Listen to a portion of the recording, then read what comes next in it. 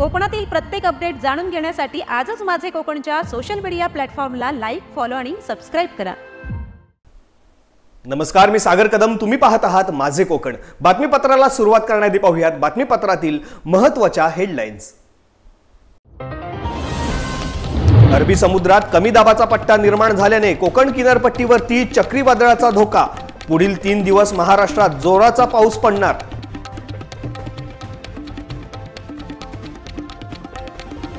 पावसाळ्याच्या पार्श्वभूमीवर खेडमध्ये आपत्ती व्यवस्थापनाचे प्रात्यक्षिक। जगबुडी नदीत महापूर व बचाव कार्याचे थरारक प्रात्यक्षिक। तहसीलदारांनी स्वतः चालवली स्पीड बोट।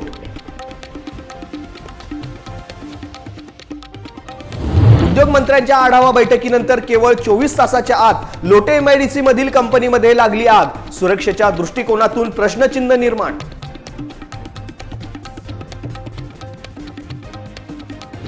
आणि मुंबई पुणे एक्सप्रेसवेवरती खोपोली जवळ भीषण अपघात। 2 महिलांचा मृत्यू तर चिमुकल्यांसह अनेक जण जखमी।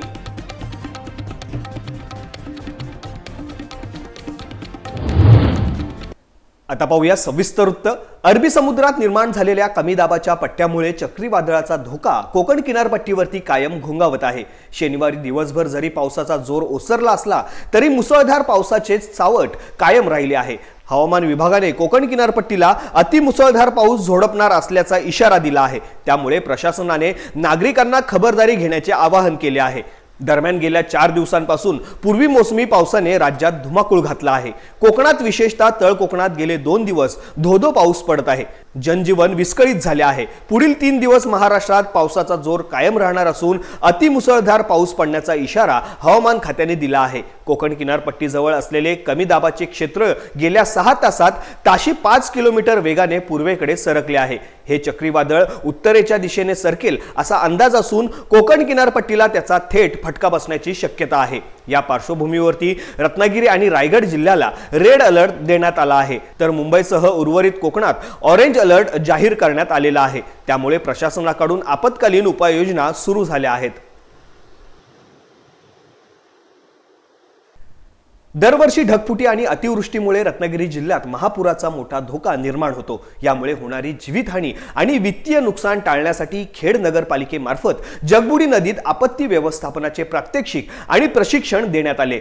या उपक्रमात तहसीलदार सुधीर सोनावणे आणि खेड नगर परिषदेचे मुख्याधिकारी महादेव रोडगे यांनी स्वतः लाईव्ह जॅकेट परिधान करून स्पीड बोट चालवत उपलब्ध यंत्रणांची पाहणी केली आणि प्रत्यक्ष सहभाग घेतला। प्रशिक्षणात नागरिकांनी आपल्या आजूबाजूच्या टाकाऊ वस्तूंपासून महापुरातून स्वतःचा बचाव कसा करता येईल याचे प्रत्यक्ष प्रात्यक्षिक दाखवण्यात आले। तसेच होमगार्ड्स, पोलीस आणि अग्निशामक दलाच्या जवानांनी पूर परिस्थितीत मदत कार्य कसे करावे याचे प्रशिक्षण घेतले। या प्रशिक्षणात अत्याधुनिक स्पीड बोट, लाईव्ह जॅकेट व बचाव साहित्याच्या मदतीने पूरग्रस्त परिस्थितीत मदत कार्याची तयारी कशी ठेवावी याचे सखोल मार्गदर्शन करण्यात आले।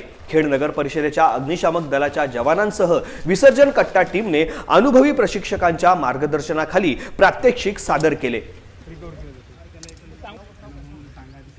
खेड शहरामध्ये नियमित पूर येतात। पूरग्रस्त शहर हे म्हणून संपूर्ण महाराष्ट्रामध्ये परिचित आहे। नियमित पूर येत असल्यामुळे खेड शहरातील जवळपास बरेच सामाजिक संस्था असतील किंवा स्वयंसेवक हे आपत्ती व्यवस्थापनामध्ये प्रशासनाला नेहमी मदत करतात। रेस्क्यूमध्ये ते अनुभवाच्या आधारे ते रेस्क्यूमध्ये मदत करतात, परंतु हे जे रेस्क्यूवाले जे आहेत त्यांना शास्त्रोक्त पद्धतीचं ट्रेनिंग आवश्यक होतं। त्या योग्य काय होईल की त्यांचा स्वतःचा पण जीव धोक्यामध्ये येणार नाही आणि नागरिकांना जास्तीत जास्त इफेक्टिव्हली कसं रेस्क्यू केल्या जाईल शास्त्रोक्त पद्धतीने, यासाठी आपण प्रशासनाच्या वतीने या ठिकाणी आपण जे ठाण्याची संकट मोचन बल प्रायव्हेट लिमिटेड ही संस्था आहे, या संस्थेच्या माध्यमातून एनडीआरएफ, एसडीआरएफ हे जे शासनाचे रेस्क्यू करतात त्यांना प्रशिक्षण दिलं जातं। या संस्थेच्या माध्यमातून आपण खेड शहरातील जे रेस्क्यूमध्ये काम करणाऱ्या सामाजिक संस्था, स्वयंसेवक आणि नगर परिषदेचे आपत्ती व्यवस्थापन आणि पाणी पुरवठा इतर जे रेस्क्यूमध्ये नेहमी कर्मचारी असतात त्यांच्यासाठी आपण या ठिकाणी प्रशिक्षण आयोजित केलेले आहे। हे प्रशिक्षण अजून 2 दिवस चालणार आहे। या प्रशिक्षणाच्या माध्यमातून खेड शहरातील रेस्क्यूवाले एकदम चांगले रेस्क्यूवाले टीम निर्माण करण्याचा उद्देश आहे। तर या वतीनं यावर्षी आपण हे जे रेस्क्यूमध्ये जे आपण जे आपत्ती व्यवस्थापनामध्ये रेस्क्यू स्वयंसेवक नेमणार आहोत, एरिया वाईज त्यांना नेमणूक करणार आहोत। यापुढे नागरिकांनी डायरेक्ट त्यांना कॉन्टॅक्ट केला तरी काही अडचण आली आपत्ती म्हणजे शक्यतो कोणाला अडचण येऊ नये तर कोणी आपत्तीच्या अगोदरच सगळ्यांनी काळजी घ्यायची आहे। तर आपत्ती जर घडली दुर्दैवानं, त्याच्यामध्ये जर मदतीची गरज पडली तर डायरेक्ट आपण हे जे प्रशिक्षण घेतलेले जे स्वयंसेवक आहेत डायरेक्ट यांनाच आपण तुम्ही कॉल करायचा आहे। या संदर्भात त्यांचे कॉन्टॅक्ट नंबर डिटेल्स आपण नंतर सविस्तर आम्ही तालुका आपत्ती व्यवस्थापन प्राधिकरण असेल, जिल्हा आपत्ती व्यवस्थापन प्राधिकरण असेल यांच्यामार्फत आपण सगळीकडे त्याची माहिती प्रसिद्ध करू। तर खेड शहरामध्ये कुठल्याही प्रकारची आपत्तीला तोंड दिल्या जाऊ नये आणि नागरिकांनी याची स्वतःहून याचा प्रसार जास्त करावा अशी माननीय जिल्हाधिकारी साहेबांनी पण मला ट्रेनिंग आपत्ती व्यवस्थापनाची जी मीटिंग झालेली आहे त्यामध्ये सांगितलेलं आहे। यावर्षी पावसाळ्याला लवकर सुरुवात झालेली आहे। आपल्या सर्वांना माहीत आहे की खेड शहरामध्ये आणि तालुक्यामध्ये दरवर्षी जुलै महिन्याच्या 15 ते 30 या दरम्यान अतिवृष्टी होऊन दरवर्षी पूर येतो आणि त्याचं नुकसान विशेषतः खेड शहराला जास्त त्याचा परिणाम आपण जाणवत असतो। दरवर्षी आपण या ठिकाणी खेड शहरातल्या ज्या स्वयंसेवी संस्था आहेत ज्या आपल्याला त्यावेळी बचाव कार्यामध्ये मदत करतात त्यांच्यासाठी प्रशिक्षण घेत असतो, परंतु हे प्रशिक्षण लोकल स्तरावर होतं। परंतु यावर्षी CO साहेबांच्या संकल्पनेतून ठाण्याची जी संस्था आहे जी या क्षेत्रामध्ये नामांकित आहे, संकटमोचन प्रायव्हेट लिमिटेड इन्स्टिट्यूट, त्यांच्या माध्यमातून हे ट्रेनिंग आयोजित केलं आहे। आज मला वाटतं जवळपास अगोदर क्लासरूम ट्रेनिंग आणि त्याच्यानंतर क्लासरूममध्येच काही ॲक्टिव्हिटी केल्या आहेत आणि त्याच्यानंतर फील्डवर येऊन या ठिकाणी जगबुडी नदीमध्ये आपत्तीमध्ये कसा बचाव करायचा, म्हणजे स्वतःचा बचाव करून विक्टीमचा बचाव कसा करायचा याचं खूप चांगलं ट्रेनिंग या संस्थेच्या माध्यमातून शहरातले जे स्वयंसेवक आहेत त्यांना दिलेलं आहे। मला वाटतं पुढच्या महिन्यामध्ये आपल्याला या गोष्टी फेस करायच्या आहेत खेड शहराला आणि खेड तालुक्याला, त्यावेळी या ट्रेनिंगचा आम्हाला नक्कीच फायदा होईल। मी CO साहेबांनी ही जी संकल्पना राबवली आहे त्याचं निश्चितपणे अभिनंदन करतो आणि संस्थेचे जे सर्व सदस्य आहेत त्यांचे आभार व्यक्त करतो की त्यांनी ठाण्याहून इथं येऊन आमच्या लोकांना या ठिकाणी त्यांनी गाईड केलं आहे, त्यांचे मी आभार व्यक्त करतो।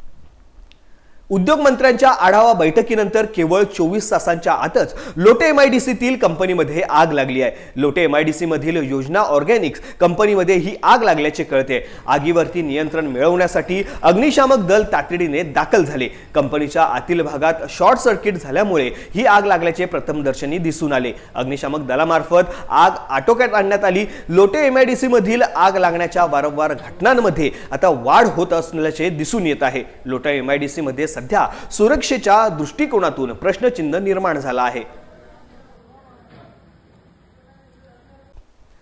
नव्याने नियुक्ती झालेले जिल्हा पोलीस अधीक्षक नितीन बगाटे यांनी काल पदभार स्वीकारला। जिल्ह्यातील कायदा आणि सुव्यवस्था अबाधित ठेवण्यासाठी त्यांनी पदभार स्वीकारल्यानंतर लगेचच सर्व अधिकाऱ्यांची बैठक बोलावली। यामध्ये त्यांनी जिल्ह्यातील सर्व गुन्हे व प्रकरणांचा आढावा घेऊन अधिकाऱ्यांना मार्गदर्शन केले।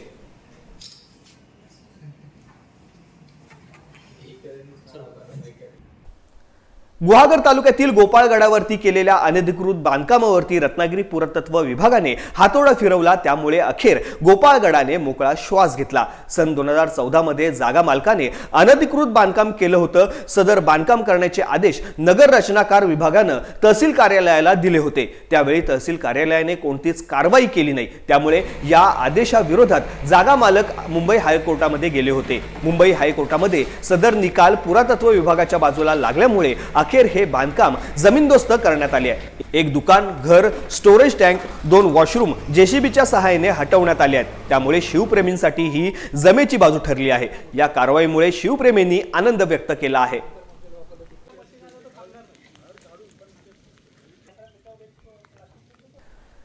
मुंबई पुणे एक्सप्रेसवेवर खोपोली हद्दीत शनिवारी सायंकाळी 5:30च्या सुमारास एक भीषण अपघात घडलाय। 37 किलोमीटर दरम्यान मुंबईकडे जाणाऱ्या मार्गावरती ट्रक, 3 बसेस आणि 3 कार यांचा एकमेकांना धडकून भीषण अपघात झालाय। या दुर्घटनेत 2 महिलांचा मृत्यू झाला असून चिमुकल्या मुलांसह 6 जण गंभीर जखमी झाले आहेत। या अपघातात अश्विनी अक्षय हळदणकर वय वर्ष अंदाजे 30 आणि श्रेया संतोष अवताडे वय वर्ष 17 यांचा जागीच मृत्यू झाला आहे। जखमी 5 जणांना कामोठी येथील MGM रुग्णालयात तर अक्षय हळदणकर यांना खोपोली येथील जाकोटी या खासगी रुग्णालयात दाखल करण्यात आले आहे। अपघातानंतर काही काळासाठी मुंबईकडे जाणारी वाहतूक ठप्प झाली होती। महामार्ग पोलीस, IRB यंत्रणा, देवदूत पथक, खोपोली पोलीस आणि हेल्प फाउंडेशनचे स्वयंसेवक यांनी घटनास्थळी मदत कार्य हाती घेतले। अपघाताचे नेमके कारण अद्याप स्पष्ट झालेले नाही, मात्र गेल्या 6 महिन्यातील बोर जोरघाट पट्ट्यातील हा पहिलाच मोठा अपघात असल्याची माहिती समोर येत आहे।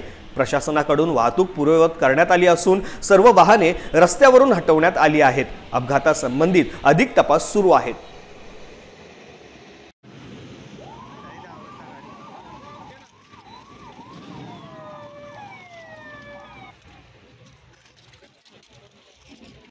अलिबाग वडखळ मार्गावरती शनिवारी दिनांक 24 मे रोजी सकाळपासूनच मोठ्या प्रमाणात ट्रॅफिक जाम झाल्याचे पाहायला मिळाले। महिन्याचा चौथा शनिवार रविवार या सलग सुट्ट्यांमुळे मुंबई पुण्याच्या पर्यटकांनी अलिबाग मुरुडकडे धाव घेतली आहे। तसेच 2-3 दिवसांपासून लग्न समारंभ मोठ्या प्रमाणात असल्याने लग्नासाठी जाणाऱ्या वऱ्हाडी मंडळींची मार्गावरती गर्दी मोठ्या प्रमाणात दिसून येत आहे। यामुळे लग्नाला जाणाऱ्या मंडळींची व पर्यटकांची गर्दी रस्त्यावर झाल्याने दोन्ही बाजूंनी मोठ्या प्रमाणात ट्रॅफिक जाम झाल्याचे दिसून आले। इच्छित स्थळी पोहोचण्यासाठी काही वाहन चालकांनी हलगर्जीपणा केल्यामुळे जागोजागी वाहतूक ठप्प झाली आहे। ट्रॅफिक जाम झाले असले तरी पेजारी नाका वगळता पोयनाड पासून धरमतर पर्यंत फक्त एकच वाहतूक पोलीस कर्मचारी वाहतूक कोंडी सोडवण्यासाठी उपस्थित असल्याने वाहतूक व्यवस्था कोलमडून गेली आहे। आजारी रुग्णांना घेऊन जाणाऱ्या रुग्णवाहिकेला मार्ग काढताना दमछाक होत असल्याचे दिसून आले। काही मिनिटांच्या प्रवासाला 2 ते 3 तासांपेक्षा जास्त वेळ लागत असल्याने सगळ्यांनाच मनस्ताप सहन करावा लागतो आहे।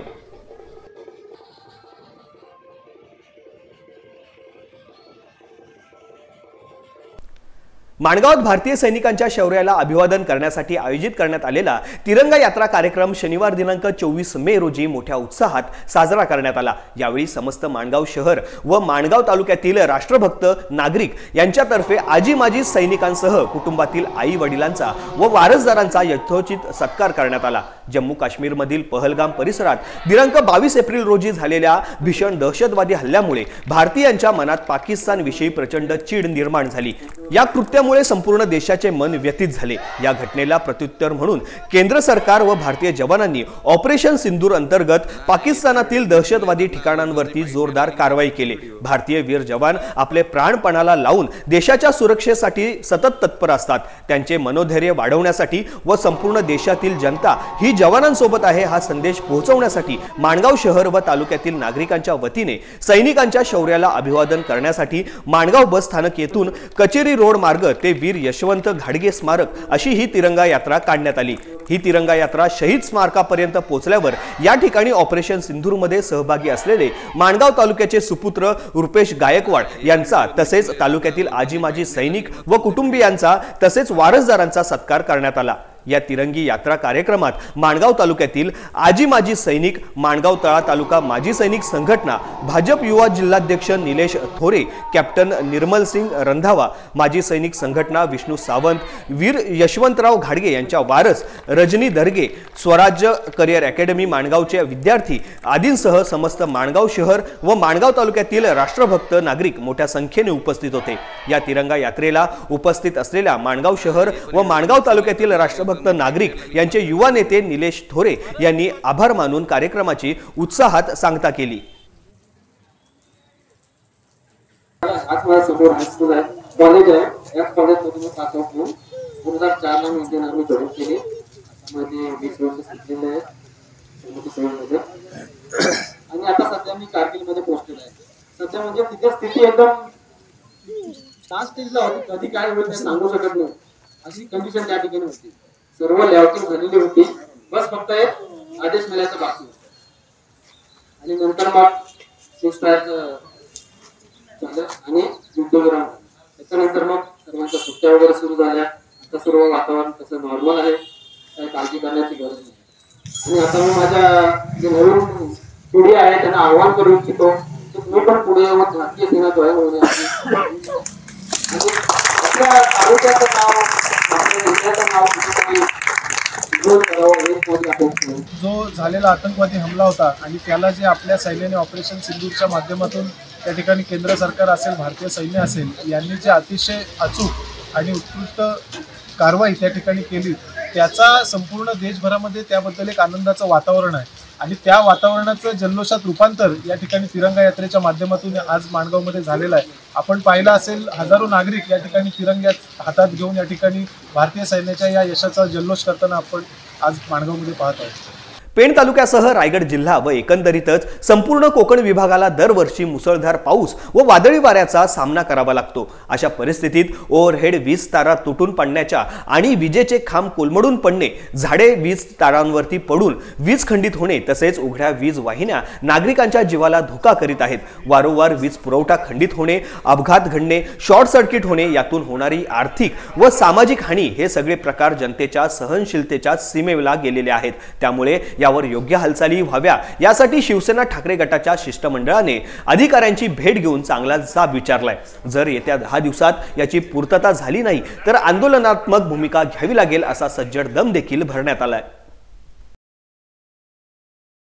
कोकणामध्ये पावसाळ्यामध्ये मुसळधार पाऊस व वादळी वाऱ्यांमुळे नेहमीच वीज तारा तुटून पडणं, झाडं पडणं किंवा लाईटचे जे पोल आहेत ते उखडून पडणं याच्यामुळे नेहमीच वीज खंडित होत असतं आणि त्याचा फार मोठा तोटा आणि त्याचा त्रास हा सर्वसामान्य नागरिकांना, लहान मुलांना, वरिष्ठ नागरिकांना नेहमीच होत असतो। आणि आता मे महिन्यात अगदी वळवाचा पाऊस चालू असताना देखील पेण तालुक्यामध्ये व संबंध रायगड जिल्ह्यामध्येच विजेचा खेळखंडोबा चालू आहे। आत्ताच 4-4 दिवस काही ठिकाणी लाईट नाही आहे। या सगळ्याची दखल घेऊन सर्वसामान्यांमध्ये जो प्रक्षोभ आहे, सर्वसामान्यांमध्ये या वीज वितरण विभागाबद्दल जी नाराजी आहे ती प्रकट करण्यासाठी आज शिवसेना उद्धव बाळासाहेब ठाकरे पक्षाच्या वतीने आम्ही सर्व पदाधिकारी इथे जमलो होतो। आम्ही आज इथे अधीक्षक अभियंता यांना भेटून सर्वसामान्यांचे जे प्रश्न आहेत ते त्यांच्या कानावर घातले आणि त्यासाठी लवकरात लवकर उपाययोजना करण्यात यावी अशी आम्ही त्यांना समज देऊन विनंती देखील केलेली आहे। विशेषतः विधिमंडळामध्ये मुख्यमंत्री, उपमुख्यमंत्री अगदी ठोसाने सांगतात की कोकणामध्ये आपत्ती निवारण सौम्यीकरण योजनेअंतर्गत सर्वत्र भूमिगत वीज तारा टाकण्याचं काम जोरात चालू आहे आणि विशेषतः पालघर सारख्या कोकणाचं उत्तर टोक असलेल्या ठिकाणी अशी कामं देखील चालू आहेत। परंतु आपल्या ठिकाणी मात्र याचं कोणाला सोयीसुद्धा नाही आहे, कुठलाही लोकप्रतिनिधींना याचं काही देणं घेणं नाही आहे।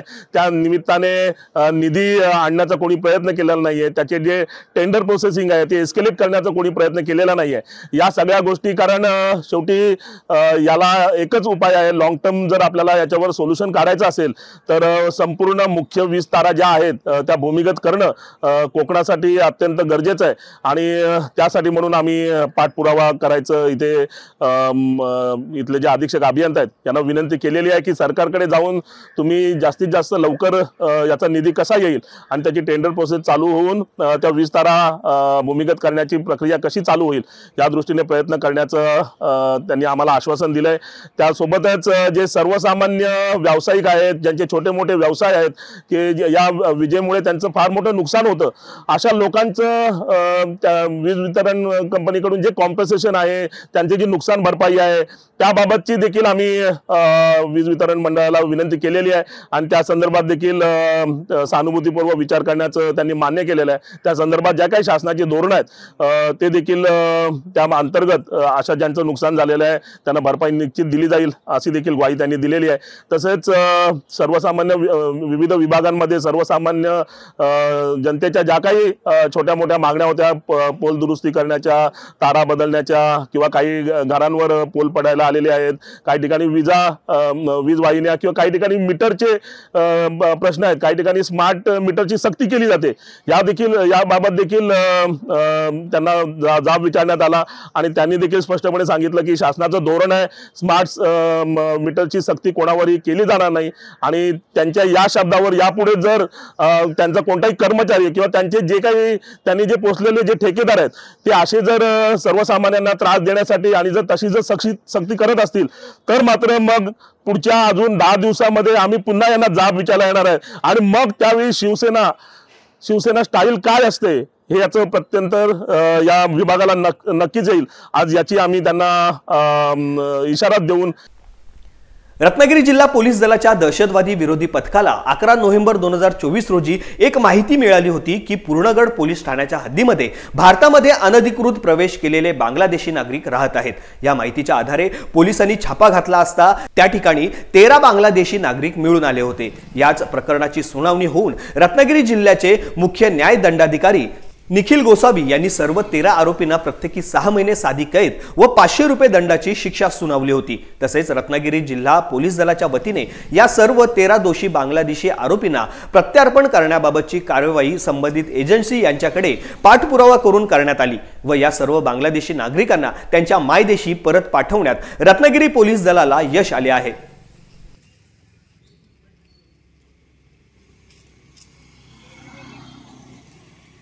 दिनांक 24 मे रोजी हेमंत गोविंद पांडापूर यांच्या घरामध्ये नाग जातीचा जवळजवळ 3.5 फूट लांबीचा विषारी साप सुरक्षित पकडून सर्पमित्र श्री सुरेंद्र उर्फ नागेश गावंड यांनी त्याला जंगल अधिवासात सोडून जीवनदान दिले। यावेळी निलेश म्हात्रे, वडखळ, विघ्नेश गावंड यांनी विशेष सहकार्य केले।